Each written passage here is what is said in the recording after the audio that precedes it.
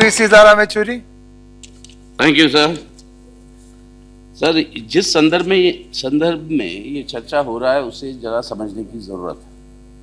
वो संदर्भ ये नहीं है कि देश के अंदर काला धन एक बहुत बड़ा जुल्म हो रहा है हमारे देश की जनता के ऊपर और देश के ऊपर ही, क्योंकि काला धन के बारे में चर्चाएं हमारे देश के अंदर जब से आज़ादी के कुछ साल बाद से शुरू हो चुकी है और हमारे बचपन से हम सुन रहे हैं कि काला धन की वजह से हमारे देश के बारे में एक कैटेगराइजेशन हुआ करता था जब हम छात्र थे, that India is a rich country with poor people, and one of the reasons why we have poor people is because much of this money is being siphoned off into the black economy. और हम अर्थशास्त्र के जब student हुआ करते थे, ये अंदाजा लगाया गया था कई सोर्सेज से कि कम से कम 50% हमारे देश की जो इकोनॉमी है वो काले धन के अंदर फंसी हुई है। अब इसके कई सारे एस्टिमेट्स आए, मैं इसमें जा नहीं रहा हूं, लेकिन ये वातावरण जो बनाया गया इस चुनाव के अंदर, उस फिजा के अंदर ये चर्चा एक मुद्दा बना और वो चुनाव के अंदर ये कहा गया कि ये काला धन, आपने सुना हमारे वरिष्ठ साथियों ने सबने बताया कि आज जो हमारे माननीय प्रधानमंत्री जी हैं उन्होंने बहुत सारे वादे किए हैं और उन्होंने कहा कि ये पैसा सब वापस आएगा 100 दिन में, और इन 100 दिन में वापस आने की वजह से सब देशवासियों को 15 लाख रुपए कम से कम मिले। 15-20 है, 5 लाख क्यों कम कर रहे हैं? अच्छा, 15-20 लाख। हाँ, हमारे शरद जी के कहने पर उस पे आप जितना जोड़ना चाहते जोड़िएगा। आप इतने गौर से चेयरमैन महोदय, डिप्टी चेयरमैन महोदय, आप इतने गौर से समय को मत देखिएगा। आप अंदर से I was thinking, I wanted to give you more time. Yeah. But I was thinking, I am not able to do that. That was my. No, sir. As soon as you returned from your chamber to sit in the chair, I was a little worried. Because everybody else got liberal dosage of time, and you and I have an old relationship. That whenever You should be happy that I am not here. But whenever I stand to speak, your finger keeps going towards the bell. And this time only, I am only requesting, please don't. So therefore, sir, it's not a question of, it's not the seriousness or the non-seriousness of the issue of black money. Yes, it's a very serious one. And I would personally think that black money is something as what I would call the primitive accumulation of capital. That is, it is not a legal source of earning income, so it is a crime. We have had many schemes in the past of trying to unearth this black money. We said those disclosures that will be made, money that will be brought into the mainstream, we will pardon those people. We shielded these criminals. Some monies did come, but none of that has eradicated this black. The latest example from the government sources are today's Honorable President of India. When he was the finance minister, from there he presented a white paper on black money in 2012, where the estimate was in 1984. 1984, that was the latest estimate that the Ministry of Finance then would give. That estimate was that nearly 21% of our GDP is in black money. Nearly 38 lakh crores of rupees at that time. बाहर का या भीतर का? Total. Yeah, ये बाहर का. And then they could not arrive at an estimate as far as domestic black money is concerned, because they said it defies any calculation. That is what was presented to us by the government of the day, sir. So the black money today, it's by any yardstick, is about 1/2 of our economy. But why are we discussing that issue today again? I'm glad we are discussing, because I want that money to be used for our people's welfare. But we are discussing because of the string of promises that were made during the election campaign. The string of promises that were made within the 100 days that will be brought back, etc., etc. And it's not only the Prime Minister, sir. The Prime Minister has said that, and in fact he was very, very nice about the Baba Ramdev. He said all that Baba was doing was that actually bringing back the black money in the country. He's got Z security today. I don't know whether it's because of the bringing back of black money that you have provided him with security. But anyway, he was hailed by the by the Prime Minister. And the Prime Minister says, and I quote, he said, I have decided, if you bless me and give me the opportunity, I'll bring back all the black money, unquote.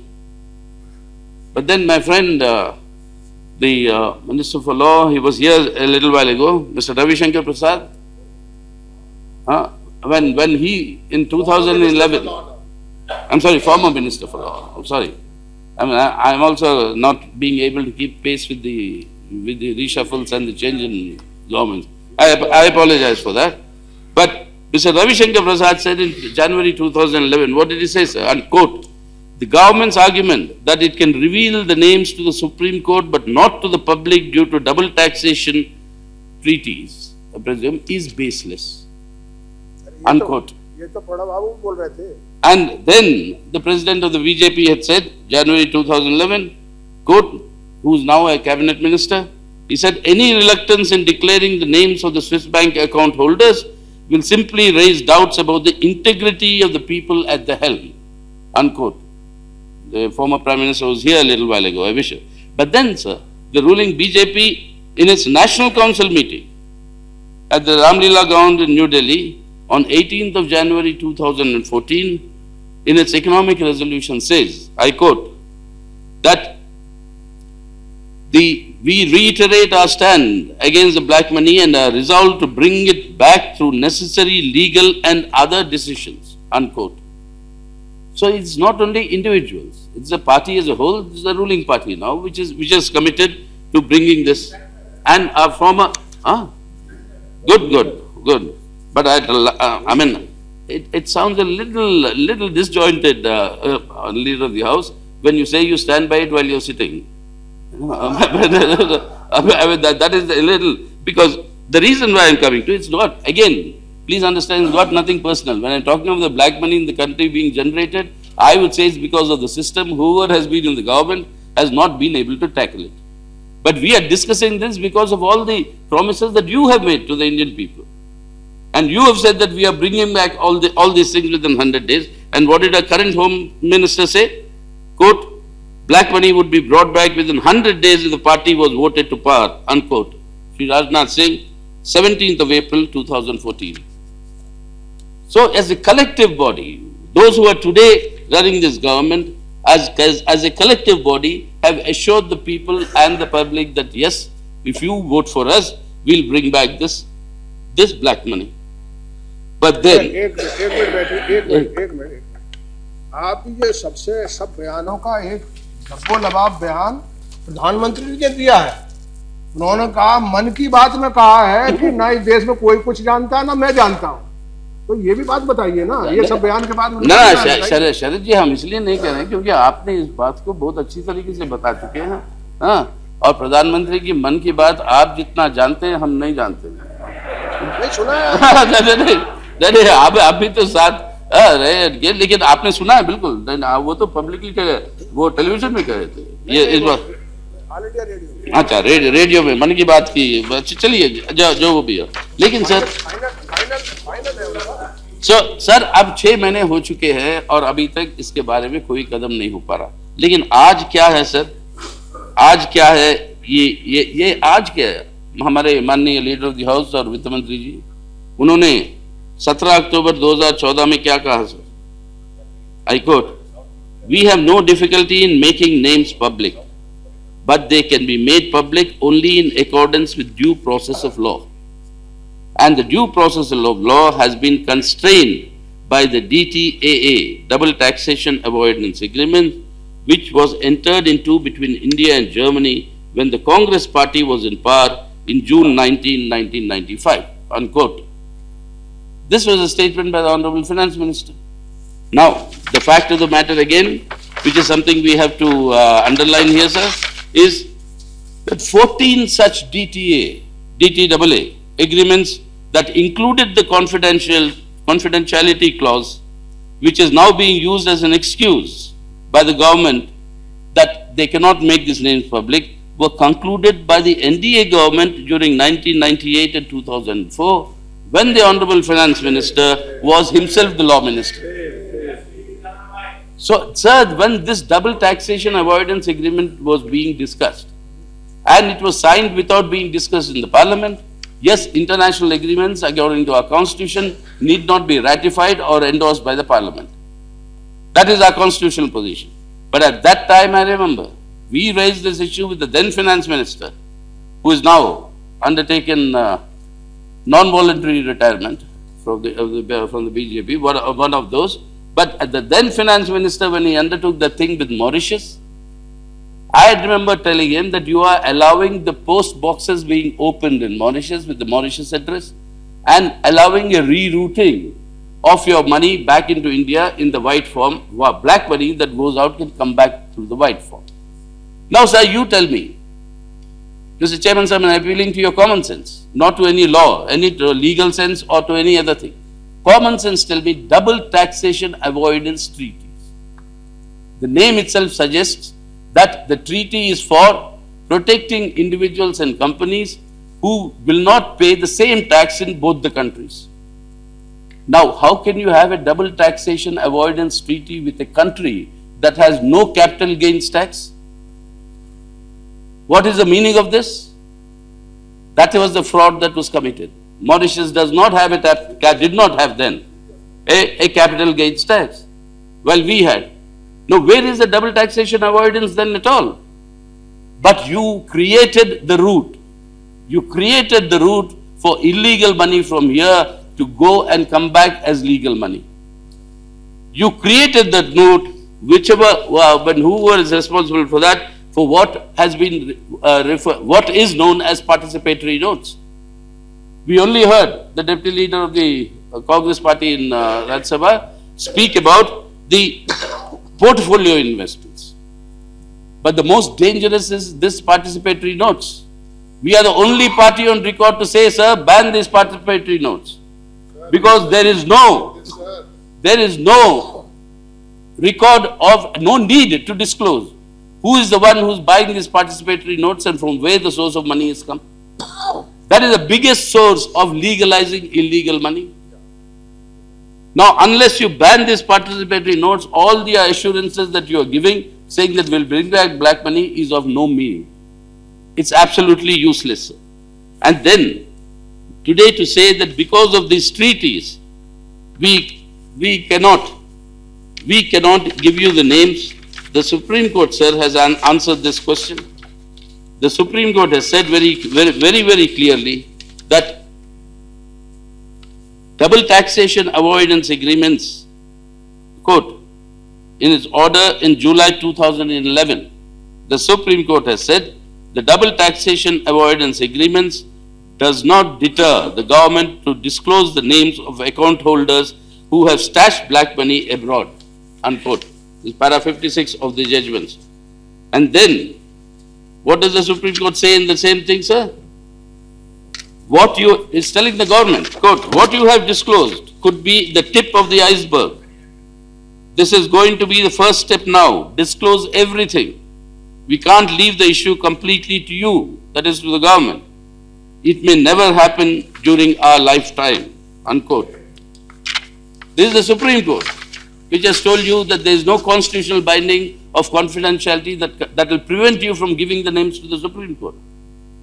The court is saying that, sir, and then the court in the same order says, you don't have to take, quotes, you don't have to take care of so much interest of these people.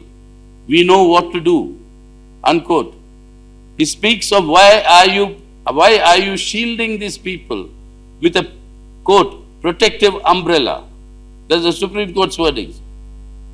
The Supreme Court is chiding the executive under our constitution, saying that you are shielding these people under protective umbrellas.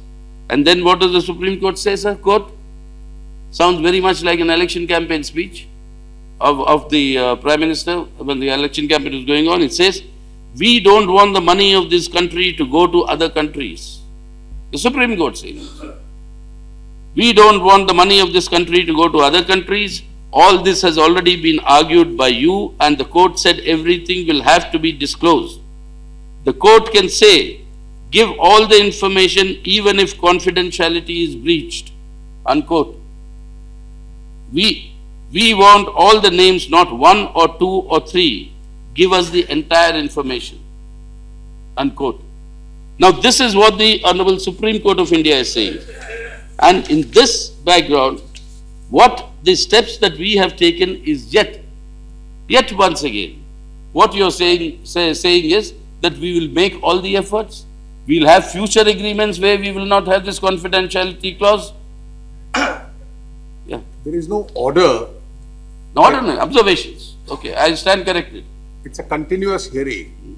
So the hearing goes on to the next day. The order is on the next day, which is not consistent with the observations that you are pointing out. So, fine, sir.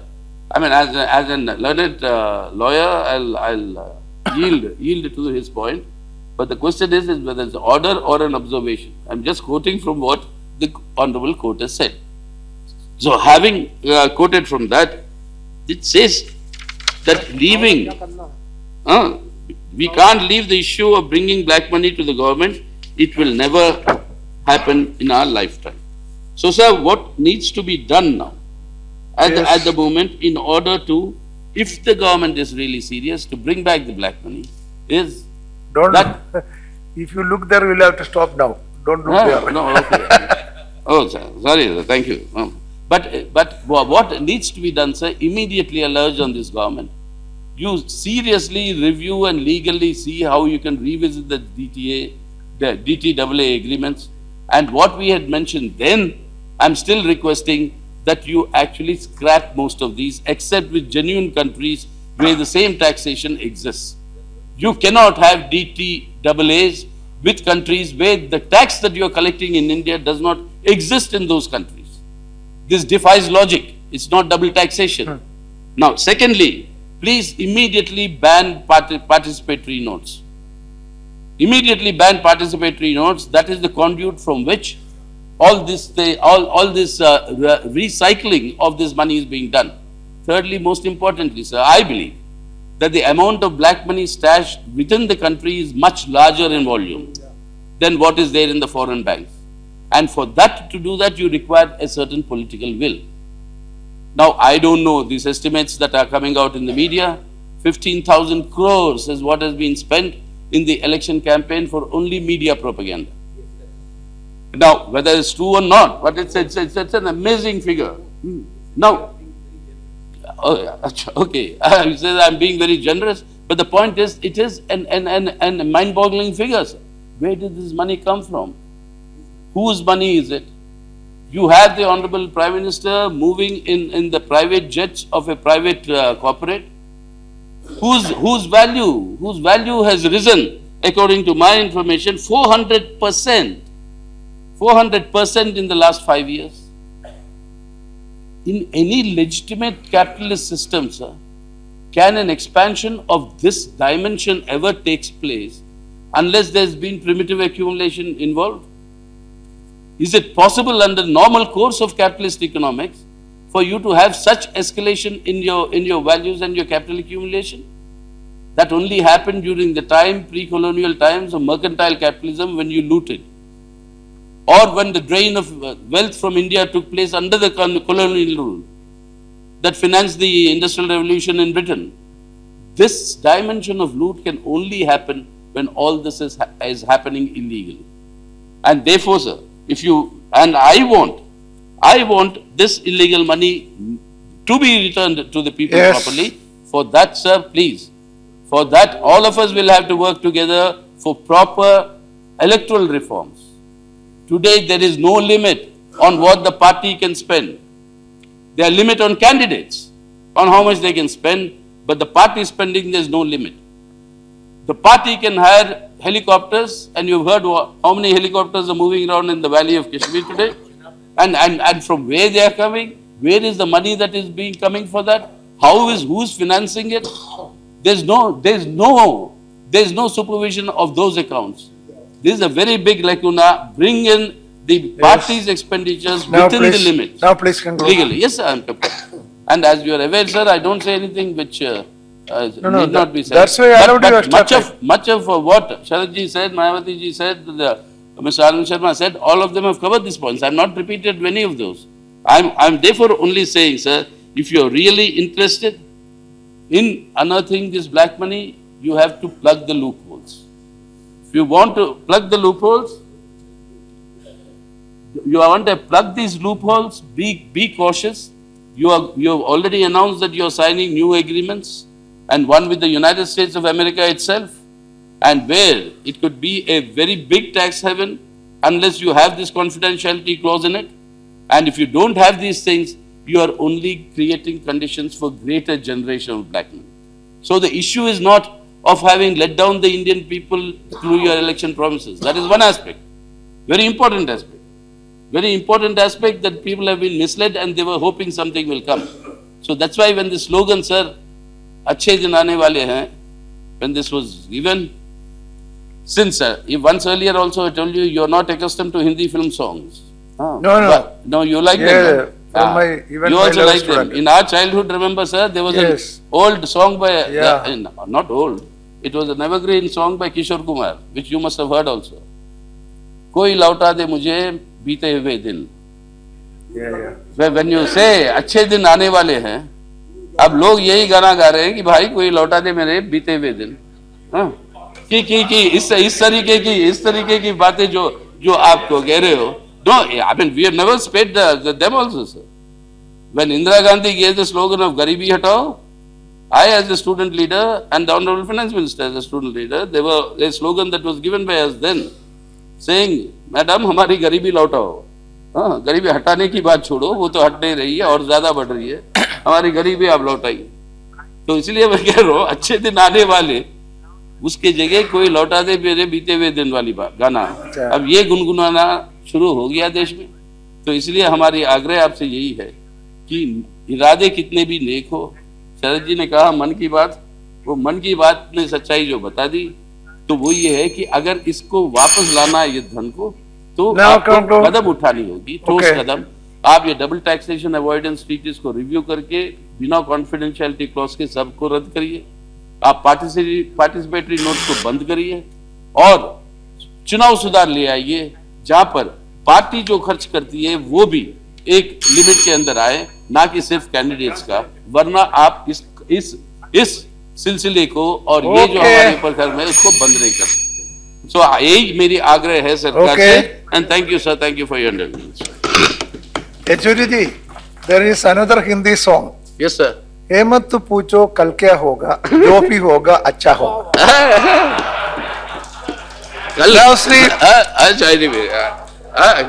कल क्या होगा किसको पता. That is the song.